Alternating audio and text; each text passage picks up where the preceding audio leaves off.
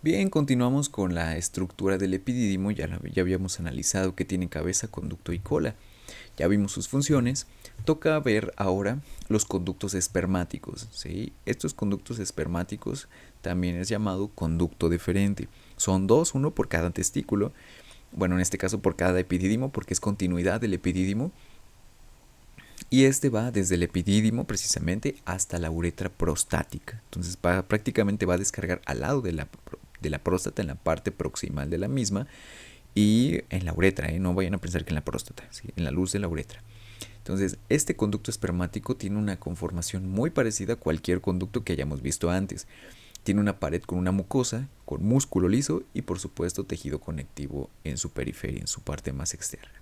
Se menciona que el conducto espermático tiene tres capas de músculo liso, ¿sí? En su parte muscular, y por lo tanto pues es un poco más contráctil, ¿sí? Lo mismo que les permite expulsar a velocidades increíbles en los espermatozoides durante la eyaculación.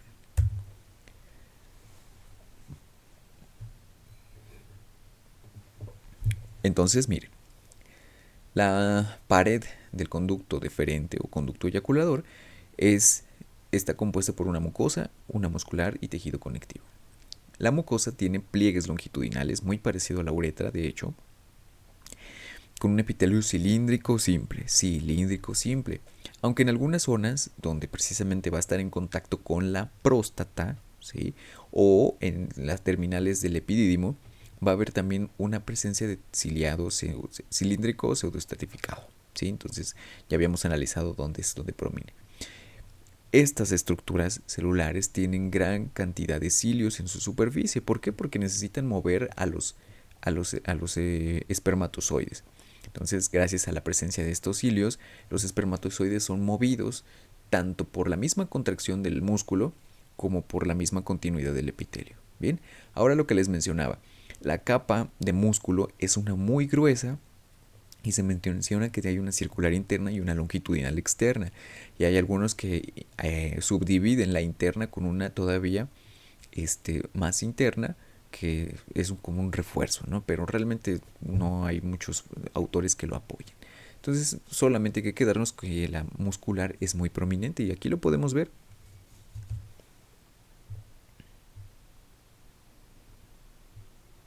¿Sí?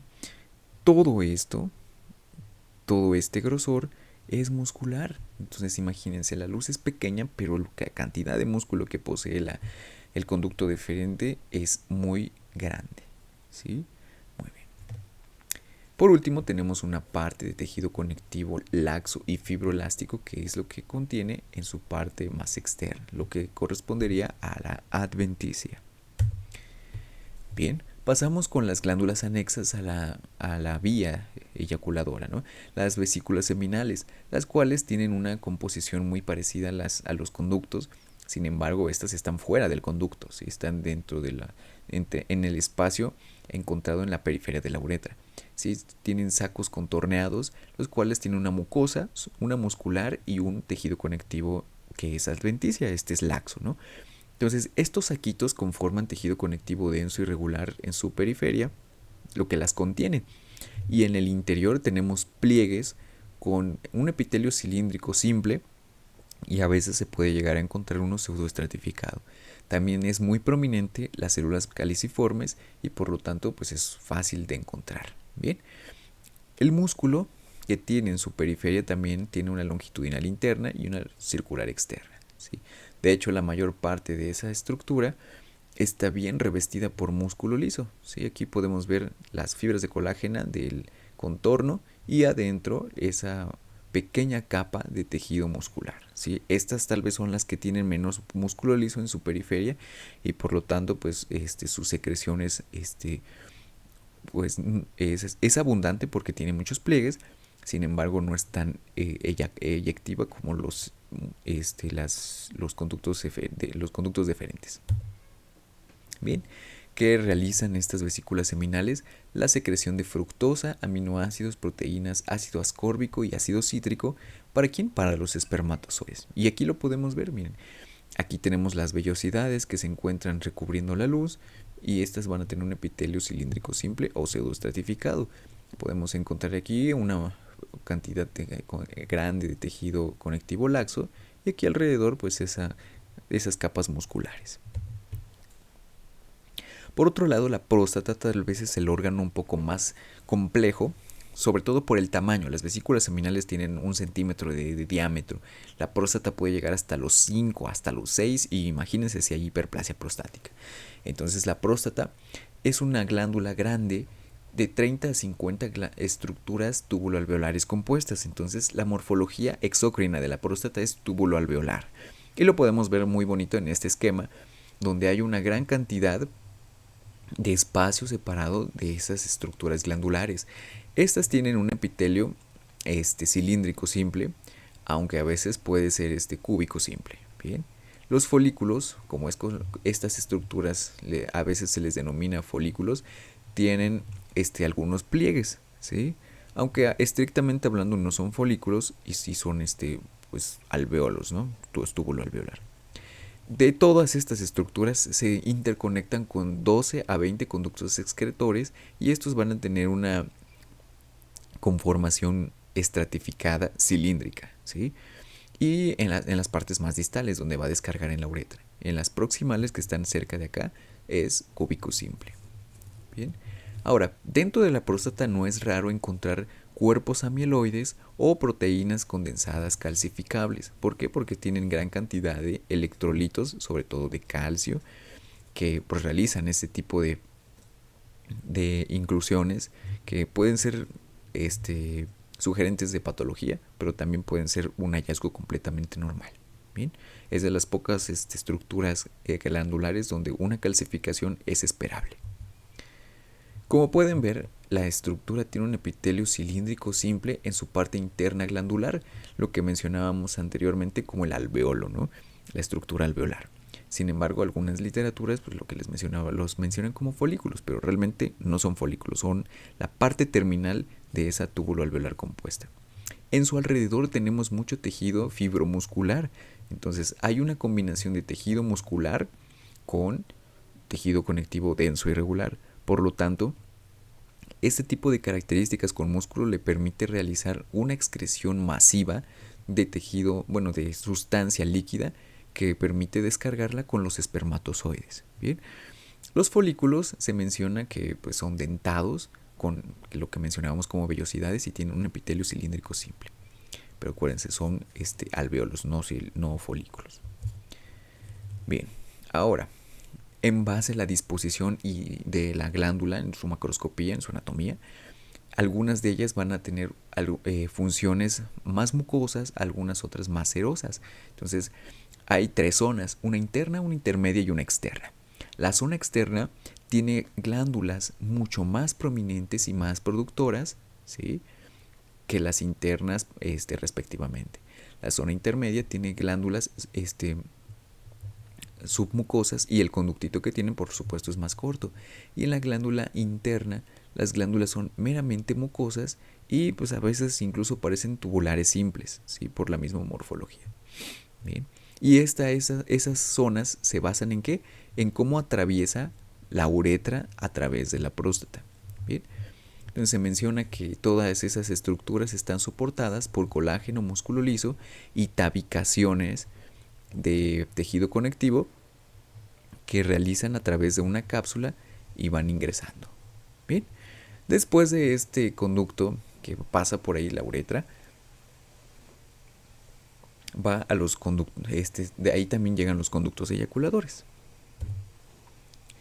que realiza la próstata la secreción de fosfatasa ácida, de amilasa, proteasas, ácido cítrico y prostaglandinas, componentes que van a darle el medio necesario a los espermatozoides para que puedan sobrevivir en la vagina, ¿sí? Por último, vamos a analizar el pene.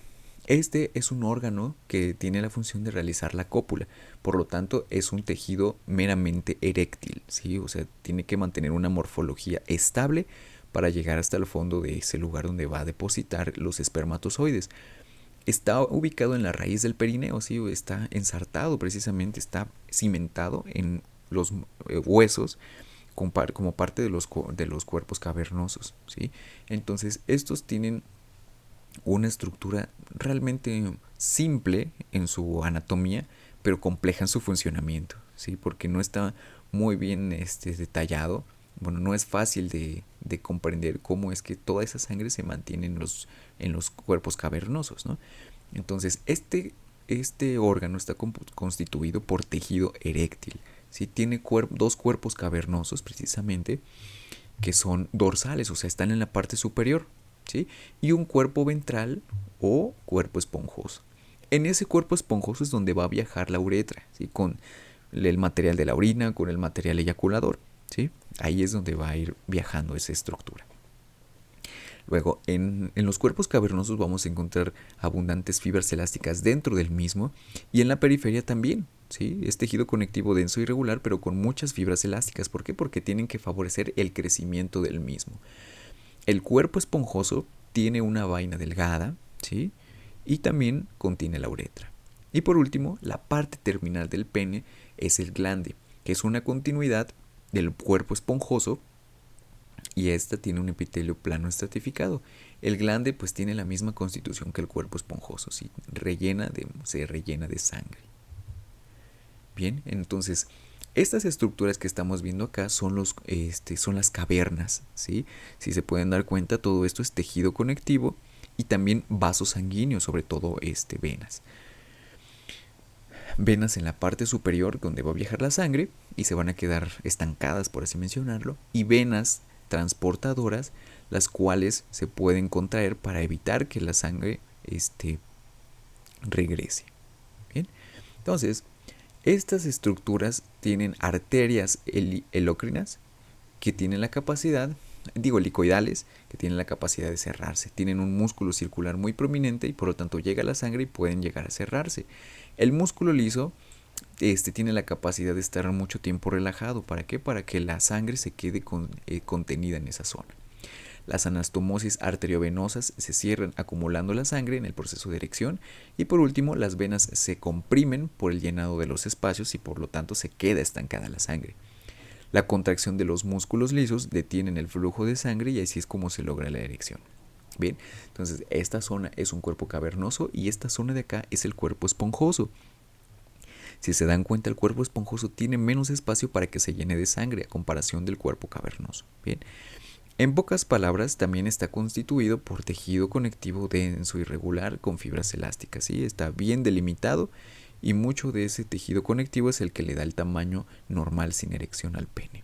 De este lado podemos ver la uretra, que en algunas secciones puede tener los epitelios que mencionábamos, que puede ser cilíndrico simple o cilíndrico pseudoestratificado, según lleguen las confluencias de las glándulas, y en el resto del trayecto del pene va a ser un epitelio transicional. ¿Sí? Recuerden que va a tener la mayor parte de las veces función urinaria.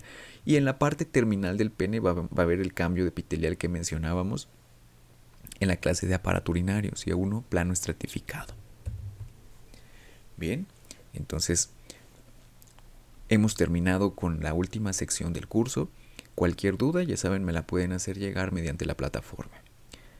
En la siguiente clase veremos la microscopía para terminar como tal el curso del aparato reproductor masculino y también veremos que es bastante extenso como el aparato reproductor femenino. Muy bien, muchas gracias por su atención.